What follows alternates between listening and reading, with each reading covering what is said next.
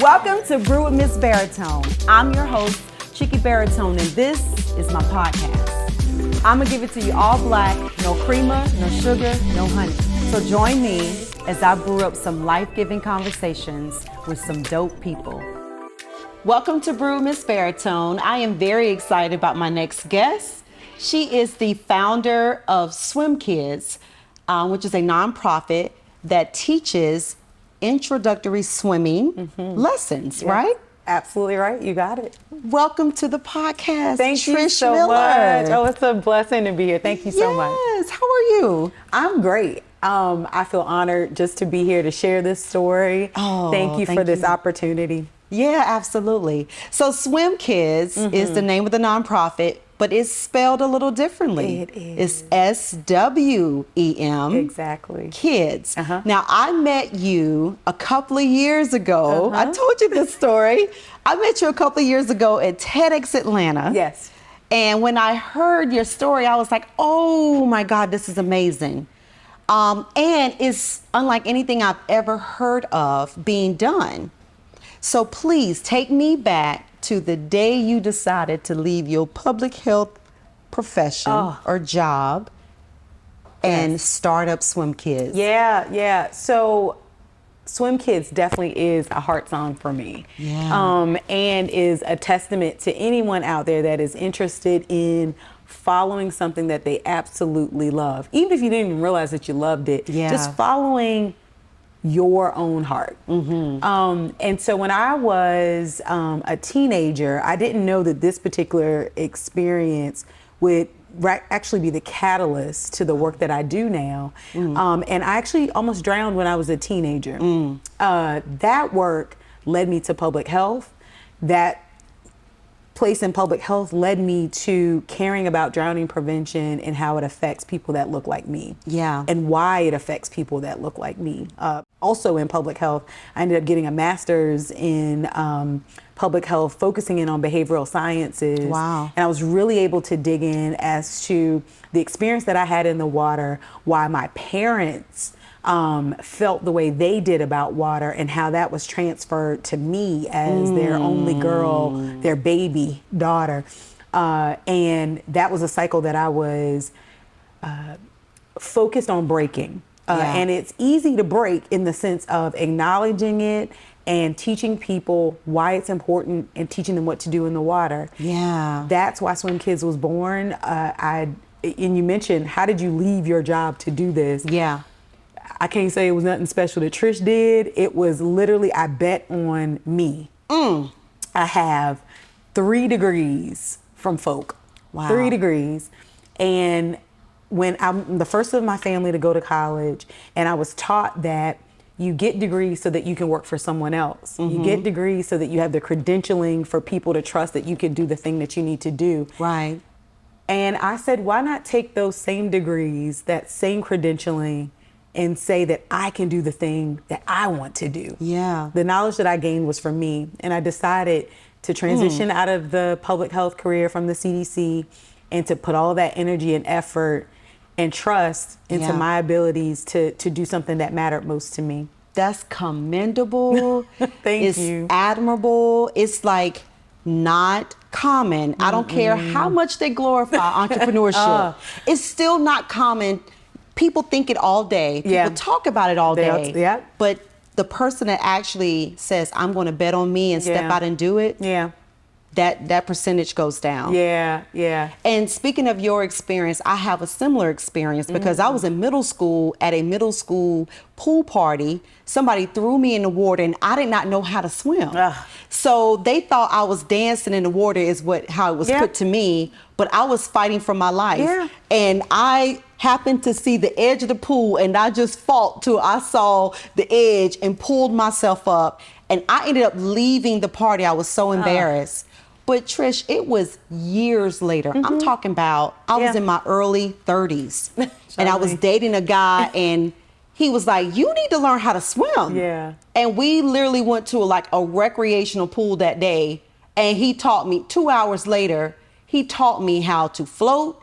He spoke my language that helped me understand what my body needed to do in the water. Right. Because I'm such a right brain, left brain. Yeah. You know, I love the technical side of me, but I'm also very creative and artistic. So when you put pictures before me, or you know, create a picture behind a concept, I can grasp it. Yeah. Yeah. And so, yeah, I'm not super comfortable. I probably need to revisit swimming, but it really is a detriment mentally for African Americans. It is. I mean, and for the stat to be so high. Yeah. I mean, I read somewhere 70% of 70%. African Americans don't know how to swim. Absolutely. And those statistics are even greater for Black boys. Wow. So you can segregate that data into so many different ways to see why this is at crisis level. Wow. And it's sad that so many things that affect our people that are at crisis level are ignored. Yeah. Because again, it doesn't affect the majority. So Black boys drown 10 times more than white people. So count your children. 10 children, Black, drown more than one white child. Why aren't we doing something about that? We have to do that by introducing them to the space. We can fix all of that by helping parents to understand, just if they're playing football doesn't mean that they don't learn the life-saving skill of swimming. The life-saving skill of swimming is not recreational. It's one of those things that is something that we have to do. We have to do because the statistics tell us why we have to do it. So, wow, that's pretty alarming. Yeah. How do you come about targeting certain areas? I know you have managed over this time now to have over 600 adults and children weekly doing some activity catered to Swem Kids. We do. Where did that all start? Where did you start to be able to know what areas to target? Yeah, we started with 10 children, and 10 children celebrated their first lap with a partnership between us and the Atlanta Public School System. Wow. We transported an elementary school to a pool that we had a relationship with through Atlanta Parks and Rec. Wow. And introduced those children to 4 hours in the water of introductory swimming. Wow. From there, we grew and we moved beyond a scholarship program, a school-based scholarship program, to once these children received these skills, I was territorial and I didn't want to give them over to another swim school to get them to proficiency. And that's when we expanded our services that went beyond introductory lessons into proficiency, into intermediate, into advanced. We have a swim team now. We do water fitness. We have a parent and taught class. And so our goal is to be able to touch each part of the family so that whoever enters the water at whatever stage in their life or in their journey, we can see them and we can get them to where they want to be. Awesome. You got some pretty impressive numbers as it relates to results of what you have been able to accomplish. And I'm proud of you. Thank you. For just bringing light to something that might appear to be not as important. Yeah. And it also proves in the numbers of deaths that we've experienced in the Black community. But just proud that you stuck it through and you went through, you had to have, because to have numbers like over 2,100 people in Black Metro Atlanta, lives have been affected as a result of you and your organization. Yeah. So that's humbling, though. That gives me chills because it feels like that's another person doing that stuff. Yeah, it's you. So that's humbling. Thank you for just mentioning that. Sometimes we have to be reminded, because when you're in it, you're just in it because your heart's in it and you're doing what you do. Because it's a gift. It was a vision, and you are like doing the fruition piece. And a lot of times when you're in the fruition piece of what God has given you to do, you forget. When I get or bring to my remembrance, or if someone recollects things that I've done in the past, I've forgotten about it. Yeah. And then it's like the revisiting really is like, wow. But revisiting for me also is like that next level of what can I do to take this further when I hear it. And, we're guilty too of not stopping to celebrate. Oh, all the time. All the time, all the time. And I would much rather celebrate you and your successes than mine, because then I feel like almost I'm going to jinx it. Like, don't talk about it, because next week might be different. So, no, I do appreciate you for bringing that up. Yeah. So when you think about where you would like to see Swem Kids go, do you see this on a national platform? I know you have some partnerships here in Atlanta. Talk about your partnership connections, because it does take partnering in order for things to grow. It takes a community for this work. Yes. And I've learned that we are celebrating our 6th year. Wow. And let's stop and clap for that. Thank you. You got to stop and celebrate. You really do. When I look back, even through COVID, where people, I think, don't really honor that time and space of where literally everything was shut down. Everything. So in 2019, if I can just go back, in 2019 is when I transitioned out of my good old government job. And that was that June, and we were shut down in February. That's right. 2020 was the year. Around March. Yeah, I'm a single parent to 2 teenagers. Wow. And I have grown woman bills. Yes, indeed. and so thinking about just even where my mental state was at doubt, and did I do the right thing? God, are you really telling me to do this? Yeah. And at that point, I now had staff. I had people that were depending on me for a check. And I think people just don't, I think we got to go back to just that space of time in this journey of 6 years of where, our first month of 2023, we actually had more students and more revenue than we had at our summer peak the year before. Wow. We were back open, but it was one of those things of where the grind and the persistence that it takes to be a business owner. So not just an entrepreneur. There's a difference between an entrepreneur and a business owner. Talk about it. A business owner is commitment. A business owner is commitment when it's raining outside, when you don't know how that next check is going to come, when you don't want to wake up that morning to do that thing. The commitment is there. Entrepreneurship, you might start it, stop it, do something different.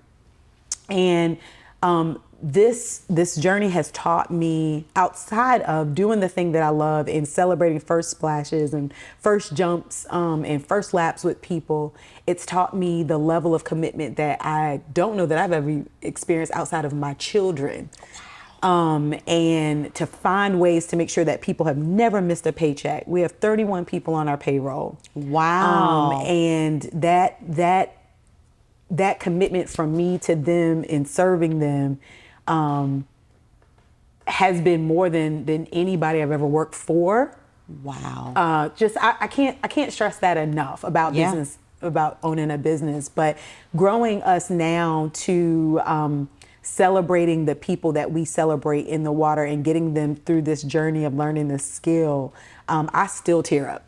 I will cry like this when I see somebody celebrate their first lap, because one of the things that I didn't share earlier on is, I almost drowned when I was a teenager, but like you, it took me decades to get back in the water. Yep. I opened Swem Kids in 2017. I didn't celebrate my own first lap until 2019. Wow. That wasn't that long ago. Yeah, and that was really before, it was earlier that year before I transitioned out of my full-time work and all of that. But I celebrated my own first lap. And that's the thing that made me, when I achieved that goal myself, that also gave me the courage to make sure that other people had what they needed to achieve that goal so that they could celebrate their first laps. So that then gave me the commitment to my community. And so when you're asking, where do we go next? We are opening another location in a rural community in Walton County. It's about 30 minutes from Athens, Georgia. And that's a part of, we solve 3 barriers in this work that we do. That's access to water, that's the cost of the water, and that's hair maintenance.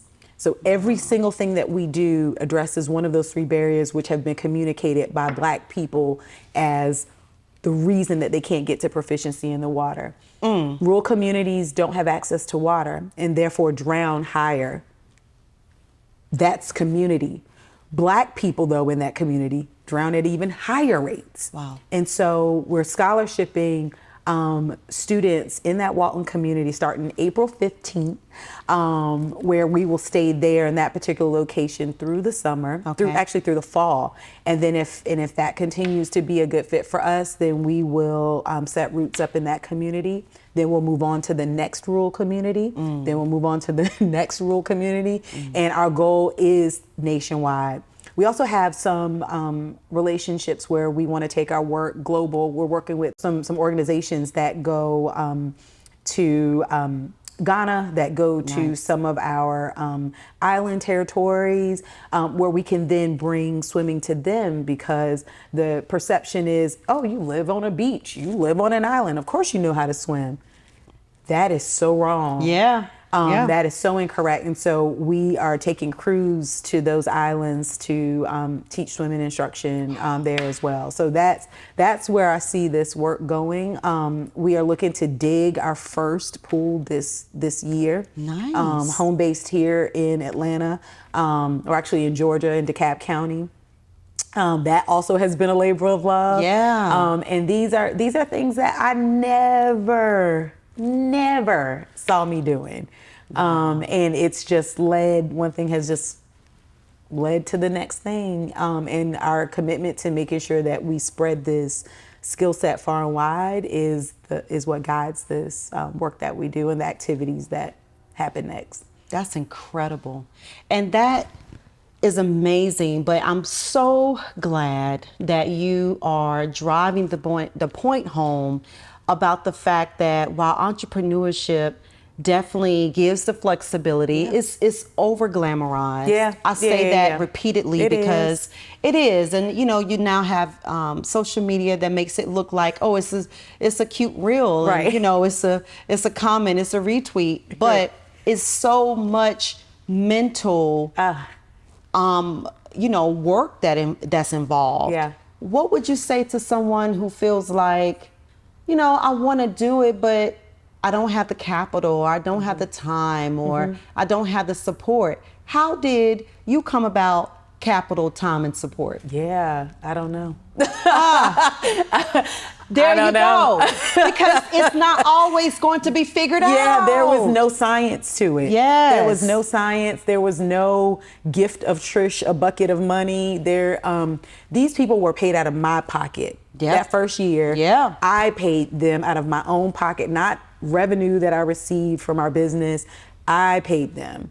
And that is something that if you are planning to do a business where you need other people to help you with it, right, you got to commit to that. That's right. You got to commit to the long game. Yes. And that's where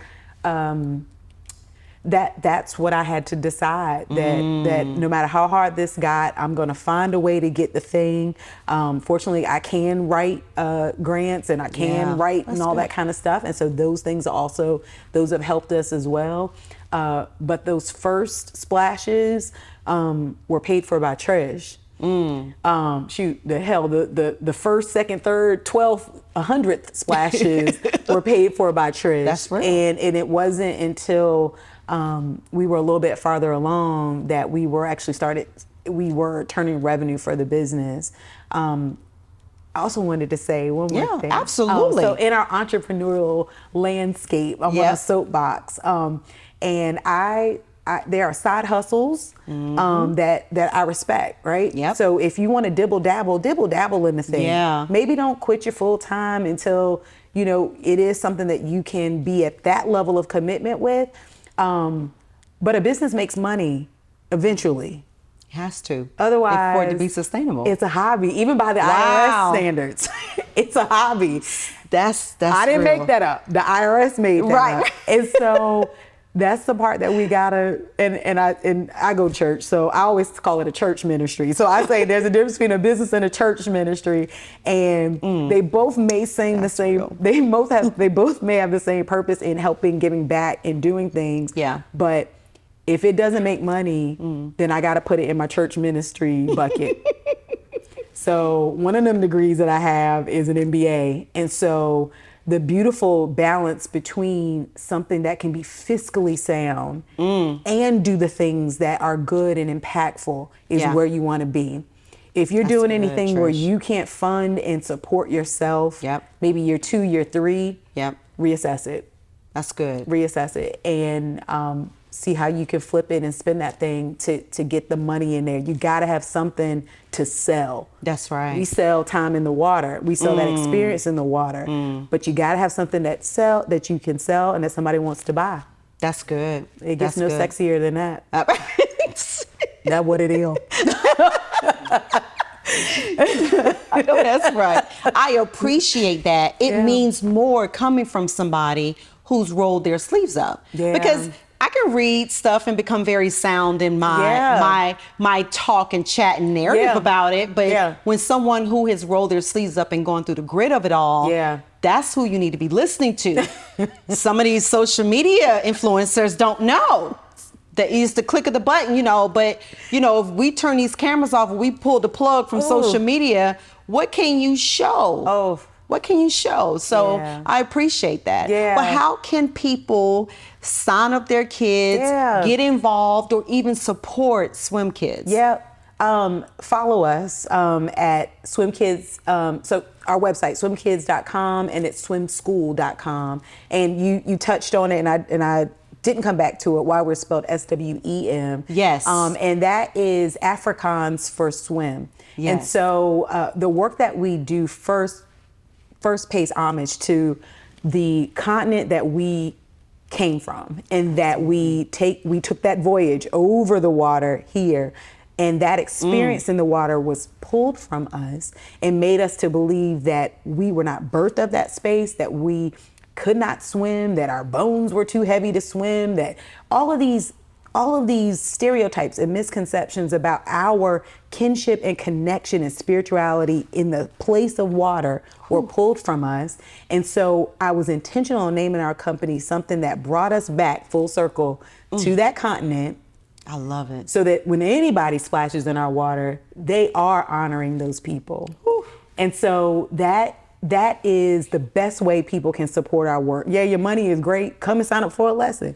But first, just understand that story. Yes. Follow us on social media, retweet it, resend it out, and make sure that people in your space or yourselves learn that life-saving skill of swimming, whether it's with us or whether it's with anybody else.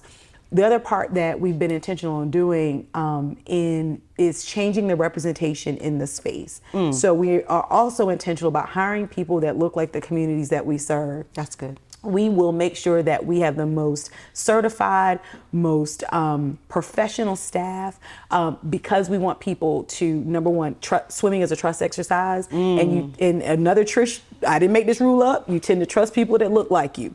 And so because that's the case, we want to make sure that our staff represent those communities. Yes. And so because of that, we feel that we are the best swim school to bring Black people back to the space that they came from. But wherever you are, please make sure that you learn how to swim, and that those that are in your family or those that you love know how to swim as well. Awesome.